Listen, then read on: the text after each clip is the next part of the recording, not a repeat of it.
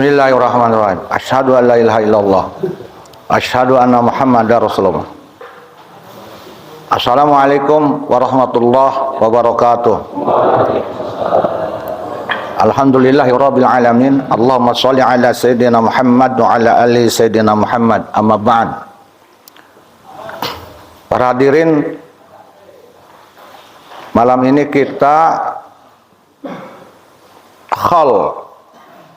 mursyid kita yaitu Haul Syekh Sukacai, selain acara rutinitas zikir. Begitu kita kirim doa dulu ke Syekh Sukacai. Bismillahirrahmanirrahim. Ila hadratin Nabil Mustafa Rasulillah Muhammad sallallahu alaihi wasallam wa ala alihi wa azwajihi wa dzurriyyatihi wa ahli baitil kiram syai'ul lilaihil Fatihah. Alhamdulillahirabbil alamin. Ar-Rahmanir Rahim Maliki yaumiddin. Iyyaka na'budu wa iyyaka nasta'in ihdinas siratal mustaqim. Siratal ladzina an'amta 'alaihim ghairil maghdubi 'alaihim waladdallin. Wa khususan ila rusyihuna wa mursiduna al-azim Syekh Muhammad Sukacai bin Kiai Haji Halim Qaddasallahu sirrul aziz syai'ul lilailahu al-Fatihah. Bismillahirrahmanirrahim. Alhamdulillahirabbil alamin. Ar-Rahmanir Rahim Maliki yaumiddin. Iyyaka na'budu wa iyyaka nasta'in ihdinas siratal mustaqim. Siratal ladzina an'amta 'alaihim ghairil maghdubi 'alaihim waladdallin. Bismillahirrahmanirrahim. Ustadina wa jadadina wa jadatina wa abina wa abaina wa ummin ummahatina wa khalina khalatina ikhwana ikhwatina wa li jami'il muslimin muslimat wal mu'minat al ahya minhum wal amwat syai'ul lilaihil Fatihah. Bismillahirrahmanirrahim. Alhamdulillahirabbil alamin. Ar-Rahmanir Rahim Maliki yaumiddin. Iyyaka na'budu wa iyyaka nasta'in ihdinas siratal mustaqim. Siratal ladzina an'amta 'alaihim ghairil maghdubi 'alaihim waladdallin. La ilaha illallah sayyiduna Muhammadur Rasulullah sallallahu alaihi wasallam. La ilaha illallah sayyiduna Muhammadur Rasulullah sallallahu alaihi wasallam. La ilaha illallah sayyiduna Muhammadur Rasulullah sallallahu alaihi wasallam. Allahumma shalli ala sayyidina Muhammadin salatan tunjina biha min jamil ahwal afat wa taqdilana biha jamil hajat wa tutahhiruna biha min jamil sayyiat wa tarfa'una biha indaka darajat wa tuballighuna bi aqsal ghayat min jamil khairati fil hayat wa ba'dal mamat innaka ala kulli syai'in qadir. Allahumma ighfir li syekhuna Kiai Haji Muhammad Jufri. Allahumma ighfir lahu warhamhu wa'fi wa'fu anhu akrim nuzulahu wa wasi' madkhalahu wa aghsilhu bisalji wal mail wal barad wa naqi min khotoya kama yanqus sabul abyadu min adanas waj'al kubura raudatan min riyadil jinan wa nawwir kubur wasin kubur hulinal jannati firdaus. Allahumma anzil alaina wa alaihi wa ala jamil mu'minin minat ni'mah wal maghfirah war rahmah wal barakah wal karamah wasyafa wan ni'mah istiqamah salam fid dunya wal akhirah. Rabbana taqabbal minna innaka antas samiul alim wa tub alaina innaka antat tawwabur rahim. Rabbana atina fid dunya hasanah wa fil akhirati hasanah wa qina azabannar. Wa sallallahu ala sayyidina Muhammad wa ala alihi wasallam. Walhamdulillahirabbil alamin. Nas'aluka ya Allah jabal Fatihah. Bismillahirrahmanirrahim. Alhamdulillahirabbil alamin. Ar-Rahmanir Rahim Maliki yaumiddin. Iyyaka na'budu wa iyyaka nasta'in ihdinas siratal mustaqim. Siratal ladzina an'amta 'alaihim ghairil maghdubi 'alaihim waladdallin. Walhamdulillahirabbil alamin. Para hadirin, di malam ini kita bersama-sama berzikir sekaligus halal bihalal sama Jamiah Pesantren Al-Mubarak. Minal aizin wal faizin, mohon maaf lahir batin walaupun sudah terlambat. Dan mudah-mudahan doa kita untuk mursyid kita yaitu Syekh Sukacai diterima oleh Allah Subhanahu wa taala. Pada malam ini saya mencoba untuk menjelaskan siapakah itu zuriyah Rasulullah Muhammad sallallahu alaihi wasallam? Wallahu a'lam bishawab. Yang saya tahu, zuriyah Rasulullah Muhammad sallallahu alaihi wasallam bergelar Sayyid kalau dari keturunan Sayyidina Husain, dan bergelar Syarif dari keturunan Sayyidina Hasan. Perempuannya dari keturunan Sayyidina Husain Sayyidah, perempuannya dari keturunan Sayyidina Hasan Syarifah. Lalu Habib itu gelar apa? Habib itu bisa menjadi gelar tradisi Bani Alawiyin, bisa jadi. Itu harus ditanyakan kepada mereka. Tapi kalau Habib menurut lugat secara bahasa, yaitu orang yang dicintai, ya, dan orang yang mencintai. Tapi kalau Habib menurut syariah, yaitu orang yang mencintai Allah dan dicintai Allah, mencintai manusia dan dicintai manusia, dan orang yang berilmu agama yang luas dan berakhlakul karimah, siapapun dia. Jadi siapapun dia, kalau Habib berdasarkan syariah, siapapun dia, baik dia dzurriyyah Rasul atau tidak, kalau dia berakhlakul karimah, berilmu agama Islam yang tinggi, ya, takwa, dan dicintai Allah, mencintai Allah, dicintai manusia dan mencintai manusia, maka itu pantas disebut Habib. Nah, bagaimana jika ada orang yang dzurriyyah Rasulullah, ya, tapi tidak dicintai Allah karena akhlaknya buruk, dan tidak dicintai manusia karena akhlaknya buruk? Mencintai Allah pun tidak, mencintai manusia pun tidak. Apakah pantas disebut Habib? Tidak pantas. Tapi boleh dia disebut Habib kalau Habib itu gelar bagi marga mereka, menjadi gelar keluarga. Silakan aja, ya. Jadi itu harus jelas. Lalu apakah itu seorang Habib, siapapun dia, yang bodoh sekalipun, yang tidak berakhlak sekalipun, harus dimuliakan? Tidak. Tidak. Ya, kalau seorang Habib tidak berakhlak, maka dalam salah satu hadis, ya, dalam kitab Futhul Ghaib, itu ditolak oleh Rasulullah, tidak diaku. Rasulullah mengakui, hum nasabi, mereka itu betul keturunanku, falaisa minni, tapi dia bukan bagian dariku. Nah, karena sesungguhnya dzurriyyatku itu at-taqiyun, orang yang takwa. Jadi ada banyak Habib yang tidak diaku oleh Rasul karena akhlaknya buruk, karena menimbulkan mudarat. Nah, bahkan dalam salah satu hadis disebutkan Rasulullah pernah berdoa, yaitu kepada Allah Ta'ala, ya Allah, aku tidak menghalalkan mereka, artinya ahli baitku, yang merusak tatanan yang sudah ditata olehmu. Nah, tidak menghalalkan Rasulullah, karena sesungguhnya dzurriyyat Nabi Muhammad itu takwa. Jadi kita harus punya batasan ketika akan memuliakan dzurriyyah Rasul.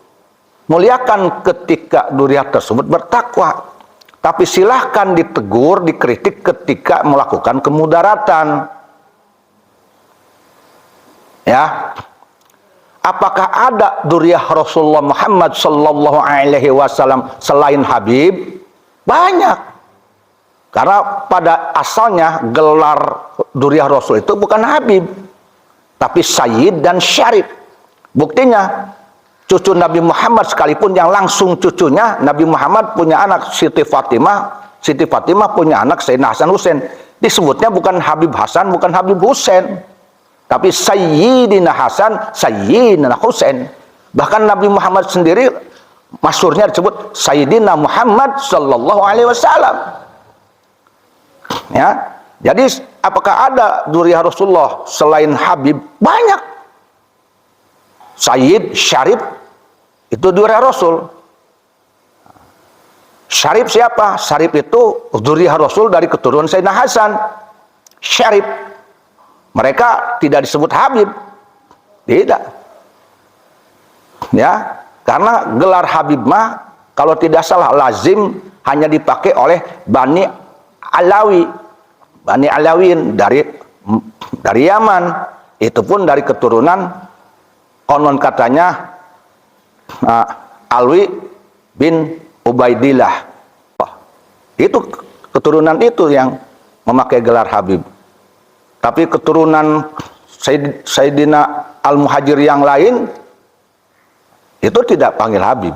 Semuanya Sayyid, Syarif, Sayyid, Syarif, Sayyid, Syarif. Jadi harus paham dalam hal ini ya. Harus paham. Apakah kita harus mengikuti semua yang diucapkan oleh Habib? Tidak. Ikuti yang baik, tinggalkan yang tidak baik. Lebih utama mana? Syarif yang bodoh dengan non syarif yang pinter. Berdasarkan kitab Muraqi Ubudiyah karangan Syekh Nawawi Naro, lebih utama alim yang ahwal dibandingkan dengan dzurriyyah Nabi yang bodoh. Alasannya kenapa? Berdasarkan kekuatan firman Allah dalam Al-Quran, yarfa'illahul lazina amanu minkum wallazina utul ilma darajat. Allah mengangkat orang yang beriman di antara kalian dan yang berilmu beberapa derajat. Itu al ulama'u warasatul anbiya. Jadi ilmu didahulukan oleh Allah. Kenapa? Kalau terhadap orang yang berilmu, kita bisa berguru mendapatkan ilmunya. Lalu kalaupun itu oknum Habib, kalau bodoh, nanti mau ngambil ilmu mana dari beliau? Oh, kalau kenasaban, kalau nasab tertinggi dibandingkan nasab yang lain, ya nasab ke Rasul. Kalau untuk pribadinya, dia yang punya nasab Nabi, nasab ke Nabi, keuntungan hanya buat dirinya. Oh, ada oknum Habib yang bodoh. Andai kata pun itu menjadi kemuliaan, mungkin dia punya keuntungan di akhirat, anak hanya untuk dirinya, gelar Habib untuk dirinya, keselamatan di akhirat pun hanya untuk dirinya. Tapi kalau ilmu, Ustadz Abdullah punya ilmu, bermanfaat untuk dirinya, bermanfaat untuk orang lain, yang menjadi muridnya, menjadi orang yang takwa. Ilmu bisa membuat dia menjadi orang takwa sehingga selamat di akhirat. Tapi kalau Habib yang bodoh, kalaupun dia mempunyai keutamaan dari kehabibannya, paling untuk dirinya. Tapi kalau ilmu bisa memberikan keutamaan ke yang lain, bisa menjadi pintar, dengan pintarnya ngartinya ke agama, dia bisa menjadi orang yang takwa dan selamat. Maka lebih utama ilmu daripada nasab yang bodoh. Jadi jangan didengarkan ada oknum Habib yang ingin bangga bagai nasab tetapi tidak berilmu, yang mengatakan bahwa Habib bodoh lebih utama daripada yang berilmu 70 alim 7 kiai. Itu pembodohan. Itu bukan qala Rasulullah, itu pendapat ulama, beberapa ulama, bukan jumhur ulama, bukan konsensus. Boleh ditolak. Ya, boleh ditolak. Oh, hati-hati, pembodohan. Jangan gentar. Paham? Siapa dia dzurriyyah Rasulullah? Apakah hanya Habib? Tidak. Dari dzurriyyahnya Wali Songo itu yang 9 melahirkan itu dzurriyyah Rasulullah Muhammad sallallahu alaihi wasallam.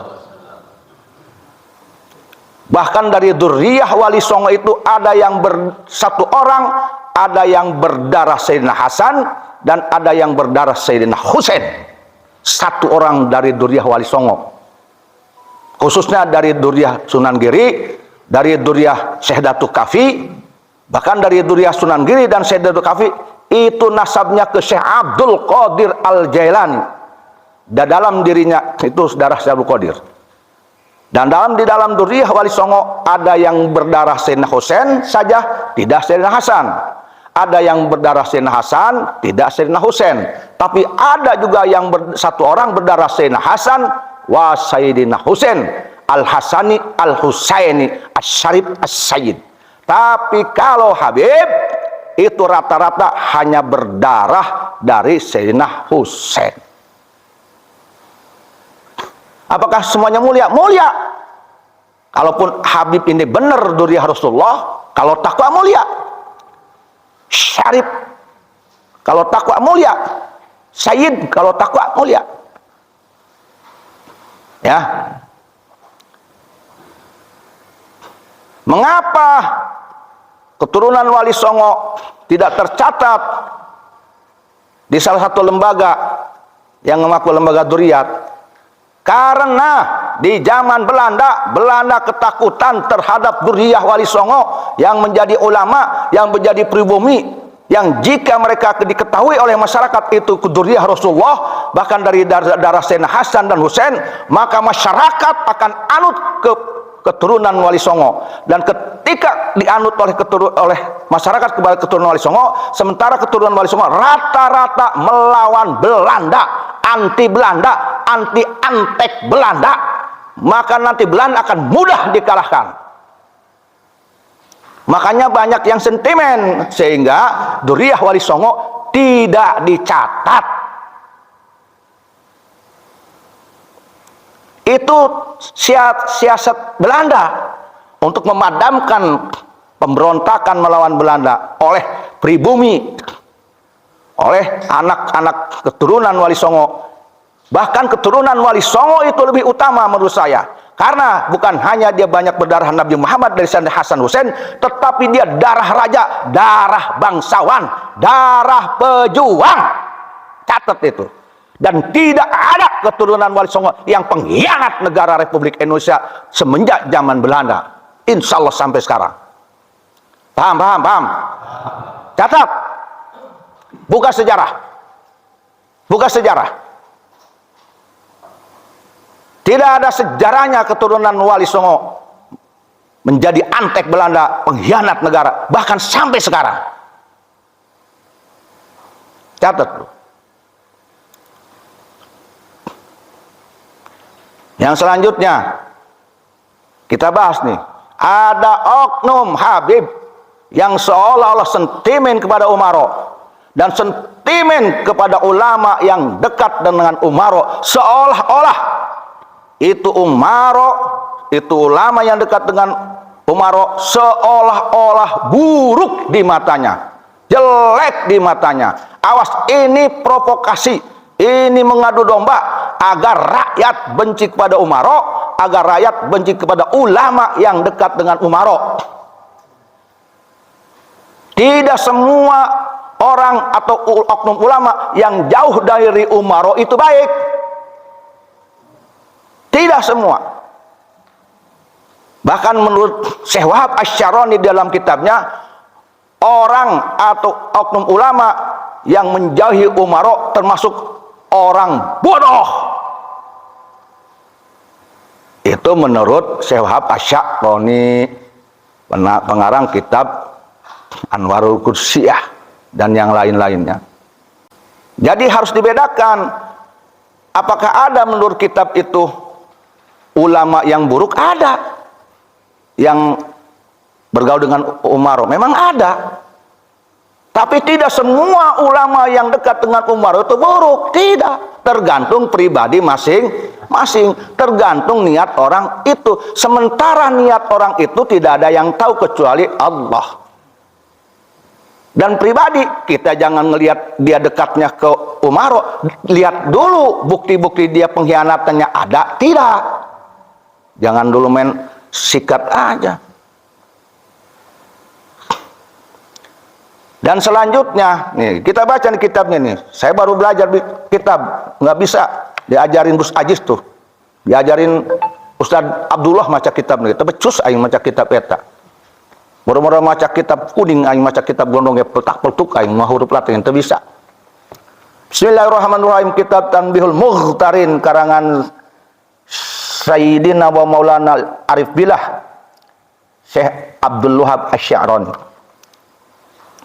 Bismillahirrahmanirrahim. Wa min akhlaqihim radhiyallahu taala anhum, dan di antara akhlak-akhlak para ulama sufi yang Allah ridho kepada mereka, hajruhum li akhihim, mereka itu tidak mau kenal, tidak mau akrab, tidak simpati terhadap sesama saudaranya, sesama ulama tasawuf. Kenapa? Idza khalatul umara'a, tatkala si ulama itu dekat dengan umaro. Nah, di sini kholato, mukholid, artinya mukholid bukan kenal, mukholid bukan dekat. Mukholid mah oknum ulama yang nurut aja kepada ketentuan oknum umaro yang ketentuannya, keputusannya buruk, dolim, nurut aja, itu mukholid. Ada keputusan dihalalkan judi, nurut, menghalalkan, fatwanya halal, padahal mah judi. Nah, itu namanya ulama yang mukholid dengan umaro, itu baru buruk. Sudah mah dia akrab, sudah mah dia kenal, mukholid. Mukholid itu dia ikut mendukung kebatilan dosa yang dilakukan oleh oknum umaro, baru itu namanya mukholid. Tapi kalaupun dia kenal akrab dengan oknum umaro, tetapi dia tidak mukholid, tidak mengikuti keburukannya, bahkan menasihati, itu tidak mukholid. Apa itu mukholid? Kalau mukholid kiasnya seperti gula dicampur dengan teh, nyatu tuh dengan teh, kelihatannya teh doang. Gula dicampur dengan kopi, kelihatannya kopi, gulanya hilang. Kalau ulama yang mukholid dengan oknum umaro yang dolim, artinya ulama tersebut ketika bercampur dengan umaro, dekat dengan umaro, maka dia mengikuti apa-apa keburukan, kejahatan oknum umaro, itu namanya mukholid, baru ulama masuk. Sekalipun dia akrab dengan umaro, dekat dengan umaro, tetapi dia tidak mendukung keburukan, bahkan menasihati umaro agar lurus, mendukung kebaikan umaro, itu tidak mukholid, itu mujawir. Tidak su makana eta oknum Habib nu ngagoreng-goreng umaro titah ngaji deui. Ngajinya jangan dengan suudon. Ngajinya jangan menjustifikasi. Ngajinya jangan dengan mulut comberan. Ngaji pakai hati yang bersih, pakai akal yang jernih. Ngajinya kitabnya, bereskan kitabnya, jangan belepotan surahannya. Ya. Wa taraddada ila abwahihim, dan oknum ulama tersebut yang mukholid dengan umaro yang tadi yang dolim, yang dia pulang pergi ke kantor atau ke rumah umaro hanya untuk mengkhianati rakyat, itu yang tidak boleh. Tapi kalaupun datang ke kantor umaro, ke rumah umaro, tapi untuk kesejahteraan rakyat, itu tidak buruk, bukan ulama suh, bahkan dia ulama Allah. Ya, datangnya itu ke kantor umaro li ghairi daruratin syar'iyatin, dengan tidak ada urusan-urusan yang dibenarkan oleh syariah. Tidak ada kemudaratan yang perlu dilakukan menurut syariah. Wala limaslahatin, yang tidak ada kemaslahatan untuk umat, berarti untuk nafsu. Seperti halnya apa kemaslahatan umat? Kal qiyamihi bil amri bil ma'ruf, seperti menegakkan amar ma'ruf, tidak ada dia untuk itu, malah menegakkan mungkar, baru itu ulama masuk. Tapi kalau dia ulama datang ke umaro dengan kemaslahatan, mengajukan, menyarankan untuk kesejahteraan Banten, kesejahteraan Indonesia, kesejahteraan guru-guru agama, kesejahteraan pondok pesantren, masa itu su? Yang bilang ulama kepada ulama tersebut su, berarti otaknya kurang encer,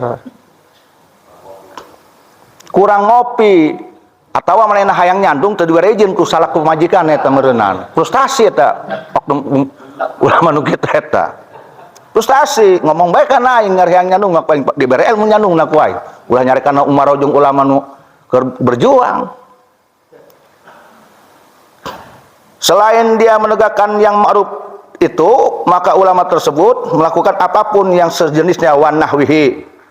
Kenapa itu ada terjadinya perbedaan pemisahan antara ulama su dengan ulama yang Allah? Kenapa ada kekhawatiran kalau bergaul dengan ulama dengan umaro itu yang zalim itu nanti akan buruk? Kenapa? Karena mereka berdasarkan amalan bihadisi, mengamalkan salah satu hadis, inna fi jahannama wadian, sesungguhnya di dalam neraka jahanam itu ada lembah, yuqalu lahu hayhabu, yang disebut lembah hayhab. Untuk apa itu hayhab? A'adahullahu lil jabarin walil qura'il mudahinina. Itu diperuntukkan untuk menyiksa orang-orang yang takabur, orang yang sombong. Jadi yang ada di jahanam yang namanya habab itu bukan hanya ulama yang su, walaupun dia bukan ulama, kalau dia takabur, sombong. Mana sombong? Udah tahu dia salah, diluruskan, tidak ngaku salah, tidak mau minta maaf, merasa sok jago, sok hebat. Anak orang lapangan, anak siap perang, sombong, takabur. Anak derajat yang paling mulia, anak duriat Nabi Muhammad, tapi mencaci orang, itu jabar, sombong, neraka bagiannya, siapapun dia, neraka jahanam bernama hayhab. Dan termasuk orang-orang wal qura'il mudahinina, dan orang-orang yang cerdas yang membaca kitab-kitab tetapi menjadi penjilat. Tadi siapapun itu penjilat, bukan hanya ulama, sekalipun dia oknum ulama yang jauh dari umaro, tetapi dia menjadi penjilat bohir, menjadi penjilat penghancur negara Indonesia, diberinya receh menjilat, maka sama saja dia itu ahli neraka di dalam neraka jahanam wadiyat tadi habhab. Paham? Betul, dia tidak dekat kepada umaro, tetapi dia dekat kepada bohir, dekat kepada oknum konglomerat yang mendandi dia untuk demo mencaci maki orang, dikasih picis. Itu juga penjilat, sama itu bagiannya di neraka jahanam. Paham? Mantap ngajinan bener guys. Jadi jahanam hayhab itu lain ngan yang seukur jelema nu takabur, nu sombong, lain ngan yang seukur oknum ulama anu ngabela oknum umaro anu jahat. Tetapi sekalipun eta aya oknum ulama nu teu deukeut jeung umaro cek manehna suci, tapi tunduk karena konglomerat jahat nu ngancurkeun negara Indonesia, nu ngancurkeun rakyat Indonesia, sarua eta penjilat, sarua bae eta mah ge di neraka jahanam hayhab. Bener? Ya. Anu mana eta anu tadi nu jabarin jeung anu ahli baca, ahli qura, anu cerdas bari penjilat, anu diasup orang yang masuk ke dalamnya, yaitu umaro yang jahat. Tuh, umaro ge urang jahat dia ge. Umaro alal umaro iljur, yang akrab dengan oknum umaro yang jahat. Ujungna ge dia umaro anu jur nu jahat. Kakarak eta ari umaro jeung nu teu jahat mah maneh ngabantu ulama ta'awanu alal birri wat taqwa wala ta'awanu alal ismi wal 'udwan. Bertolong-menolong engkau dalam kebaikan dan takwa, jangan bertolong-menolong dalam keburukan dan kesesatan dan dosa.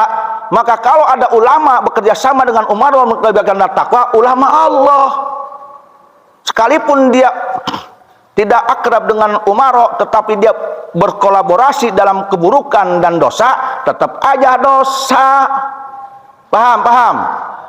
Jadi kesimpulannya, tidak semua oknum ulama yang jauh dari umaro itu suci, itu benar. Bahkan dia menjadi banyak yang oknum yang munafik itu. Dia benci ke umaro, tapi proposal diajukan ke umaro, duit datang pangheulana panglobana pret. Paham? Ngomong naon dia serok.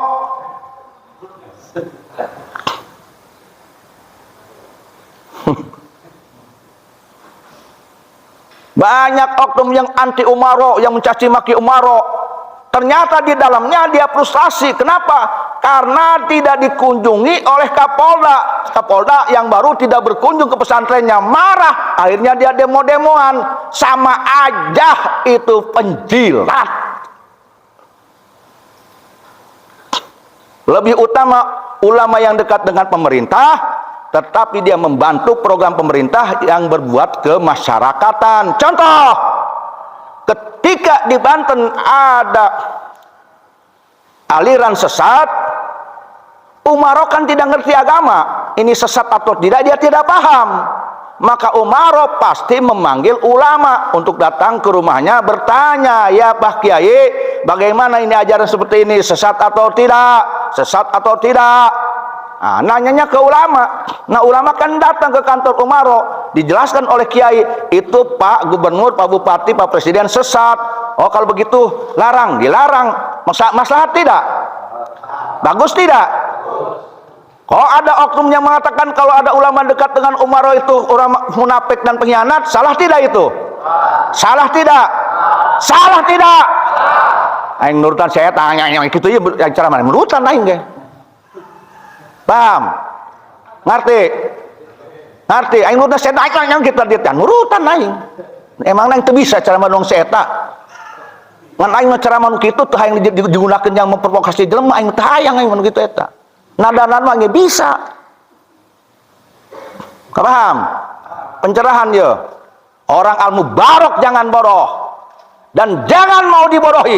Dan jangan membodohi orang. Betul? Betul.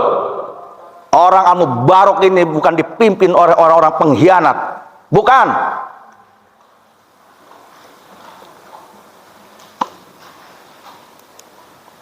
Ya, artinya bukan dipimpin oleh orang pengkhianat siapa? Saya hanya tidak akan berkhianat. Insya Allah tidak akan berkhianat kepada kamu. Apa yang dikatakan berkhianat kepada kamu? Saya tidak akan membawa kamu kepada keburukan. Saya tidak akan membawa kamu mengajarkan kepada neraka. Tidak akan. Saya akan mengajarkan kamu kepada ketakwaan dan Allah. Walaupun saya belum takwa dan belum sampai kepada Allah, tapi ajarannya harus seperti itu. Maka saya tidak akan menjadi pengkhianat bagi kamu. Mau tidak?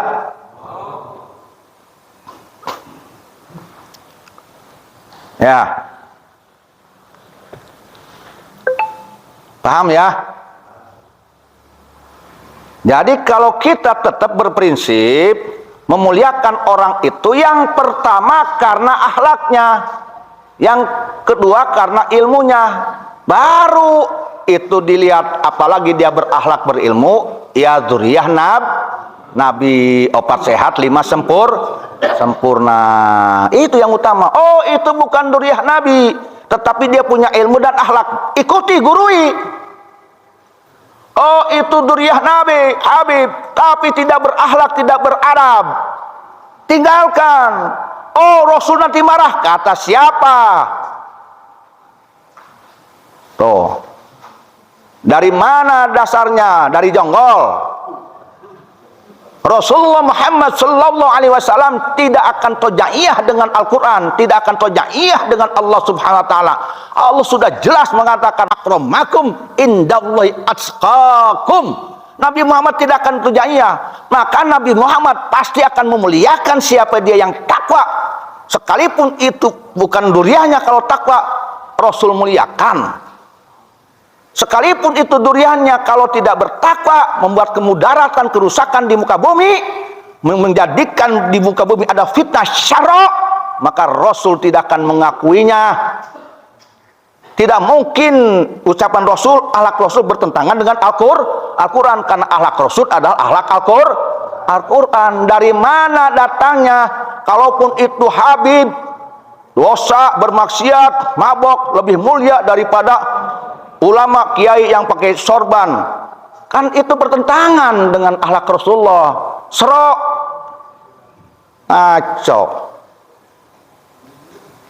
Jangan mau digembosi di doktrin oleh doktrin kualat, oleh doktrin laknat, oleh doktrin tidak aku nabi. Dusta itu rata-rata. Jadi jangan kamu terdoktrin dengan seolah-olah tidak ada ajab, tidak ada durhaka, tidak ada laknat Allah bagi yang bergelar siapapun dia habaib, walaupun dia pendosa. Itu dusta, doktrin jahat itu. Sesat. Jangan didengar yang kayak gitu. Paham?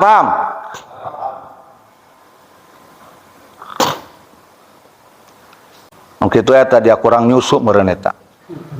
Jadi kita hati-hati. Hati-hati. Sekali lagi saya tekankan. Di Indonesia ini zuriyah Rasul banyak. Dari keturunan Wali Songo justru itu ada keturunan Syekh Abdul Qadir Jalani, keturunan Sayyidina Hasan. Harus hati-hati. Tapi bahkan itu katanya tidak tercatat di salah satu nakobah. Betul. Pertanyaannya, kenapa Bapak tidak dicatat? Siasat Belanda. Untuk apa, Bah? Sengaja agar keturunan Wali Songo tidak diketahui oleh masyarakat bahwa di Indonesia tidak ada keturunan Wali Songo.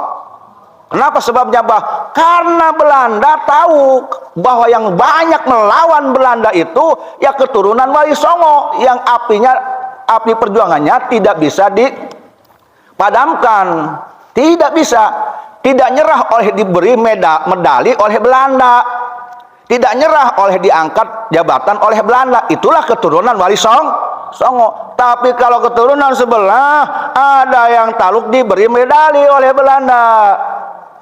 Bung, keturunan sebelah ada yang nyerah karena diberi jabatan oleh Belanda. Makanya perlawanan Cilegon tidak berhasil, Ki Wasid dipancung. Makanya perjuangan Banten ketika itu dipimpin oleh Syekh Abdul Karim Tanaro dan yang lainnya dengan instruksi Syekh Nawawi Tanaro ahli tarekat tidak berhasil karena adanya antek yang diberi jabatan mufti oleh Belanda. Dikatakannya bahwa itu perjuangan ahli tarekat itu sendiri salah. Maka masyarakat tidak ikut ke ulama-ulama tarekat, mendijelekkannya tarekat. Nah, makanya perjuangan pemberontakan petani di Banten tidak optimal. Paham? Kalian sudah tahu siapa pengkhianatnya. Satu tuh, Banten dikotori.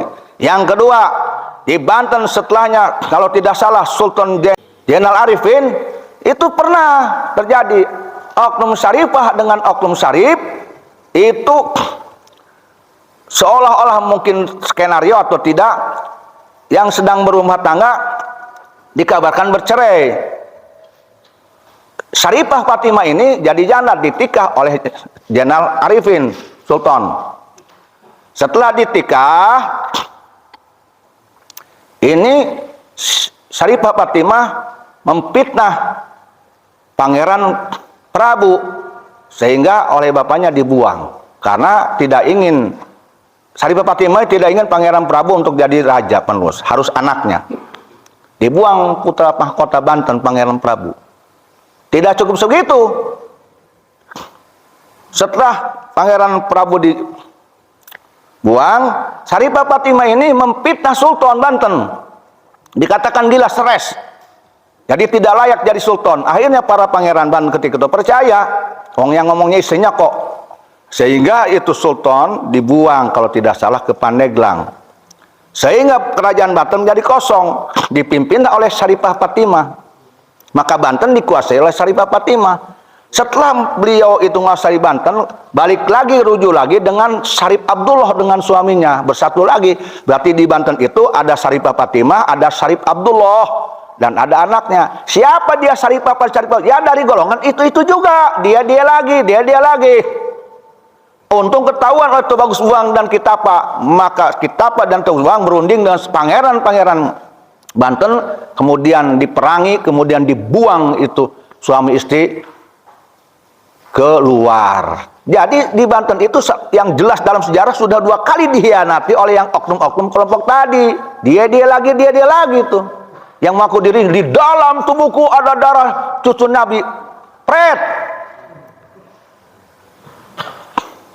Oh itu. Banten sudah 2 kali dikhianati. Maka saat ini tidak ada lagi di Banten dan di bumi Nusantara, pribumi Nusantara dikhianati, dibodohi oleh oknum-oknum yang hanya ngaku-ngaku dzurriyyat Nabi. Berdiri kalian, injak bumi Indonesia adalah bumi kalian. Negara ini negara kalian. Kalian wajib menjaga Indonesia, kalian wajib menjaga tanah air Indonesia dari siapapun yang akan menjajah kalian. Sudah cukup Belanda menjajah kita. Sekarang kita tidak boleh dijajah oleh siapapun dari luar negeri. Paham? Paham? Bangkit kalian. Tidak ada lagi penjajahan setelah Belanda. Di zaman modern tidak ada lagi penjajahan dari siapapun dia, orang asing. Kalian harus punya harga diri. Kalian pun darah pejuang. Bangkit kalian. Tidak perlu kalian mencium kaki orang-orang yang mendolimi tanah tumpah darah Indonesia dan rakyat yang sudah dari keturunan Namali Songo khususnya. Tidak ada kemuliaan bagi mereka keturunan pengkhianat negeri ini. Paham? Kecuali mereka yang tobat, yang takwa kepada Allah Subhanahu wa taala dan berbakti kepada rakyat dan bekerja sama dengan Umaro untuk membangun Indonesia dan rakyat Indonesia. Ya. Aing bisa dia ngamuk mah dia. Ngamuk mah aing ngebogana. Teu kudu diajaran. Aing mah kudu diajaran lembut. Kudu diajaran sopan. Model aing diajaran teu sopan, diajaran papolotot bekina. Pugu aing teu diajaran geus bisa dia papolotot mah. Maka orang yang ngaku cucu Nabi, dia mengajari melotot, ngejauhi jawara, ngajari marah, ngajari kebencian, tolak. Bila mana perlu usir di negara Indonesia. Paham? Jangan hanya di Banten, usir dari negara Indonesia. Rakyat Indonesia harus kembali kepada fitrahnya. Mana fitrah rakyat Indonesia? Ramah, sopan, adat ketimuran, sopan. Kalaupun dia tegas ceramah, keras ceramah suaranya, tidak ada caci maki dan hujatan dan fitnah dan provokasi. Itu orang Indonesia. Kalaupun dia lembut, lembutnya suaranya dan tidak ada caci maki. Boleh keras asal tanpa caci maki dan hasut, tanpa ada adu domba, tanpa ada adu domba antara rakyat dengan Umaro, antara rakyat dengan ulama. Silahkan dia lembut, tapi tanpa caci maki, tanpa adu domba dan provokasi. Islam tidak melarang tegas dan keras. Yang dilarang, jangan kau campurkan batil dalam ketika berceramah atau berpidato, yaitu mencaci maki, menghujat, memprovokasi, anjing, babi. Tidak halal bagi penceramah walaupun dia Habib, haram, dosa. Barang siapa yang menghalalkan perbuatan bicara anjing dan babi, maka dayus, kulu dayusin kilabunar. Setiap dayus itu anjingnya neraka, kata Rasulullah. Jadi jangan kau benarkan ucapan kotornya anjing babi, jangan, haram, tidak boleh. Ketika kau menghalalkan, maka kau jadi dayus ketika itu. Anjing neraka, kata Rasul Muhammad SAW. Paham? Aing ceramah, ieu doang nu kasurupan dak ieu. Padahal aing ngopi seubeuh, nyusu seubeuh, ngarokok seubeuh aing.